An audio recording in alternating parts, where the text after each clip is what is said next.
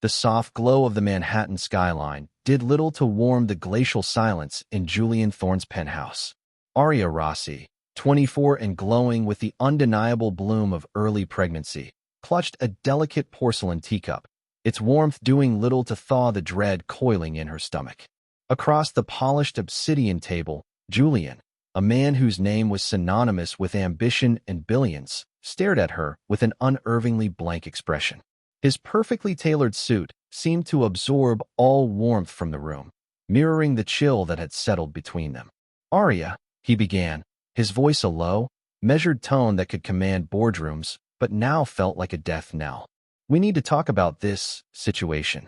He gestured vaguely towards her abdomen, a gesture devoid of tenderness. Aria's heart hammered against her ribs, a frantic bird trapped in a cage. She'd known this conversation was coming, had seen the slow, imperceptible shift in his demeanor since she'd shared her joyful news. The expensive dinners had grown shorter, his touch less frequent, his eyes, once alight with a possessive admiration, now held a cool detachment. "Julian, it's not a situation," she countered, her voice trembling despite her effort to keep it steady.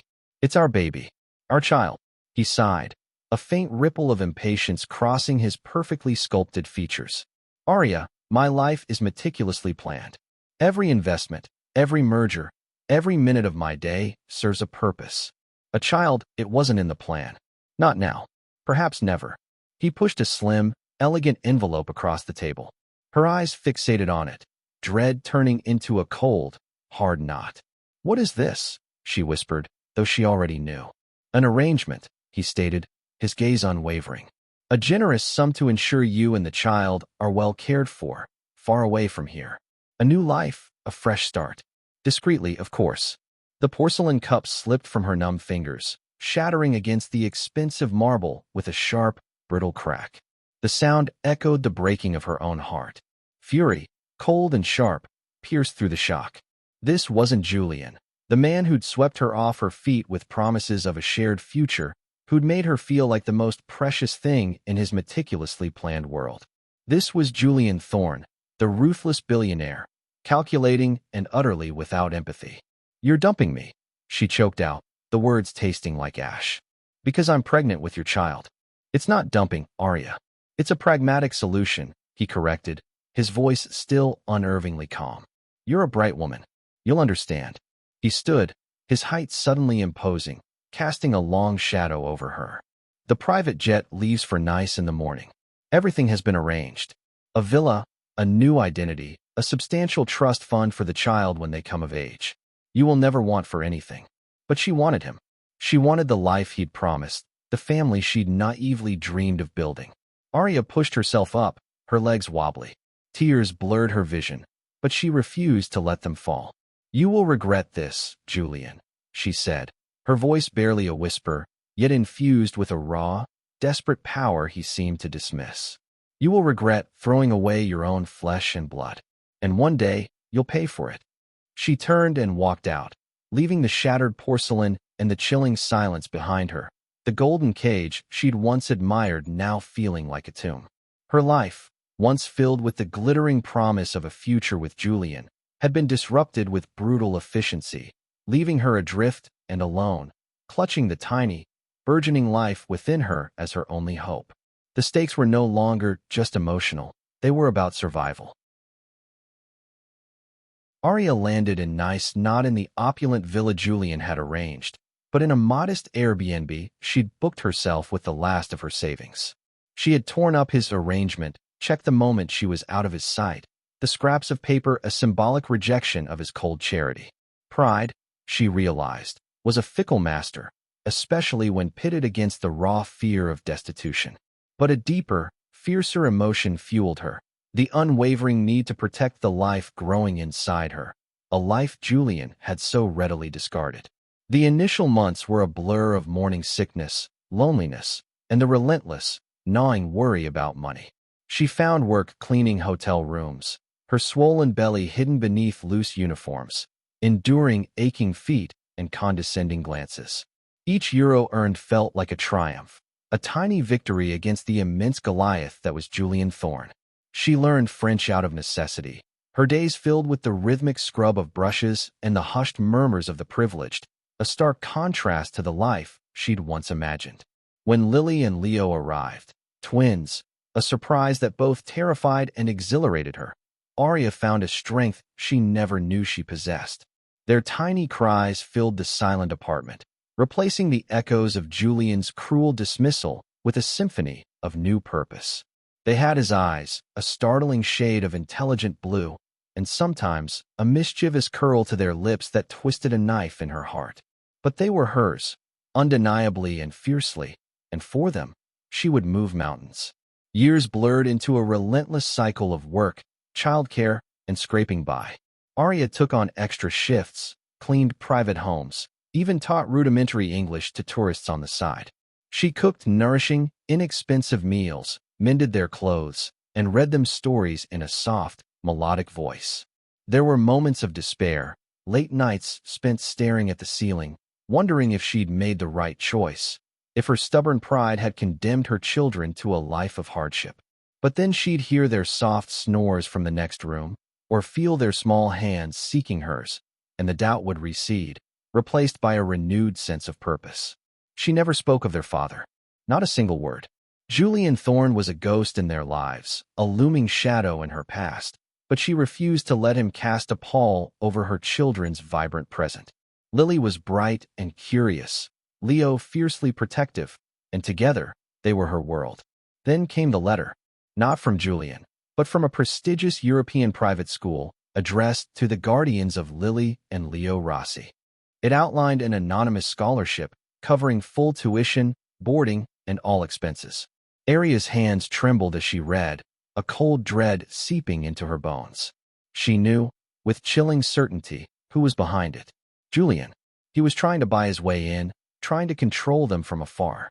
Her first instinct was to refuse, to reject his insidious influence. But then she looked at Lily's eyes, alight with the hunger for knowledge, and Leo, already showing a keen, analytical mind. Could she deny them this opportunity, simply to maintain her own pride? This wasn't about her anymore. It was about their future. A deep internal struggle raged within her. To accept meant acknowledging him, a compromise that felt like a betrayal.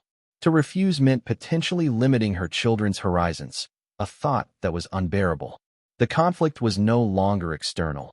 It was a battle within her own heart, between fierce independence and selfless love. One evening, watching her children laugh over a shared drawing, a realization solidified. This wasn't Julian's offer. It was an opportunity for Lily and Leo. She would accept, but not on his terms. She would use his resources, yes, but she would twist them to her own advantage. A new, steely resolve hardened her features. The time for quiet survival was over. The time for her return, and his reckoning, had begun. Years later, the hallowed halls of Thorne Industries buzzed with the impending IPO of a revolutionary new tech venture, a jewel in Julian Thorne's already glittering crown. He stood in his opulent corner office, surveying the city, a man who had everything, yet felt an inexplicable hollowness. He'd never married, never truly loved again after Arya, a fact he attributed to his singular focus on business, never to a lingering regret. He occasionally received reports from discreet sources about the twins, their academic excellence, their blossoming talents, but he kept them at arm's length, a calculated distance that he told himself was for the best. The hum of the intercom broke his reverie. "Mr. Thorne, a Ms. Rossi is here to see you. She says it's urgent, regarding a personal matter." Julian frowned. Rossi? The name was a phantom from a forgotten life. He usually had security handle unexpected visitors. Yet, something in the assistant's hesitant tone, or perhaps a flicker of an old memory, made him say, "Send her in." The moment Arya stepped into his office, the carefully constructed facade of Julian Thorne, the invincible billionaire, cracked. She was no longer the desperate, heartbroken girl he'd dismissed. Her tailored suit was understated but impeccably cut, her fiery red hair, a shade he suddenly remembered with vivid clarity, pulled back in a sophisticated chignon. Her eyes, however, were what truly held him. They blazed with an intelligent fire, a fierce determination he'd never truly appreciated, and a cold, implacable fury that sent a shiver down his spine. And then he saw them. standing slightly behind her, looking up at him with identical, startlingly blue eyes. His eyes were a boy and a girl, teenagers now, poised and composed. Lily, with her keen, observant gaze, and Leo, radiating a quiet strength. His children, the children he had discarded.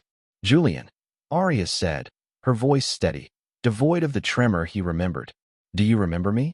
He could only nod, his throat suddenly dry. The air in the room thickened with unspoken history.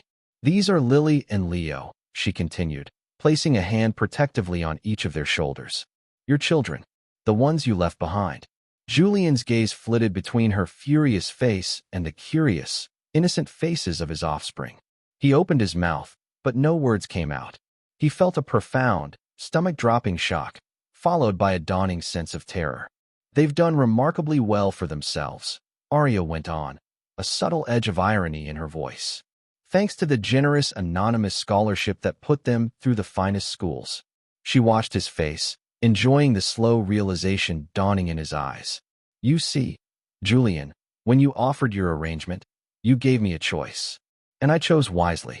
I chose to survive, to raise them, and to use every resource I could to make them strong. Even yours. She reached into her elegant handbag and pulled out a stack of documents, laying them meticulously on his desk. These are the legal instruments that transfer a significant portion of your company's shares, accumulated through the very scholarship fund you unknowingly established for them, into Lily and Leo's names. They are now your largest individual shareholders, with majority voting rights. Julian stumbled back, hitting his executive chair, his face pale. What are you saying? I'm saying that you built an empire, Julian, but you forgot one crucial detail: legacy. You thought you could buy your way out of fatherhood, but you merely invested in your own downfall. Lily and Leo are exceptional, and they learned early on the value of strategic investment and leveraging resources, just like their father. But unlike you, they know the meaning of family. Lily stepped forward, her voice clear and articulate. Our mother taught us that true power isn't just about money, but about integrity and purpose. We're here to ensure Thorn Industries reflects those values. Leo added, his gaze unwavering. We've learned from your successes and your mistakes. We won't make the same ones. Julian Thorn, the man who had controlled markets and manipulated fortunes, found himself utterly powerless, undone not by a rival corporation, but by the very family he had abandoned. The IPO was indeed imminent, but it would launch under new leadership. Arya had returned, not to beg, but to reclaim what was hers, through the strength of her children. There was no joy in her victory, only a quiet, resolute satisfaction. Julian was left alone in his golden cage, watching his empire shift hands, the ultimate price for his heartless pragmatism. The ruin he faced was not financial, but the crushing realization of what he had truly lost. If you liked it, subscribe to the channel and enjoy these other amazing stories.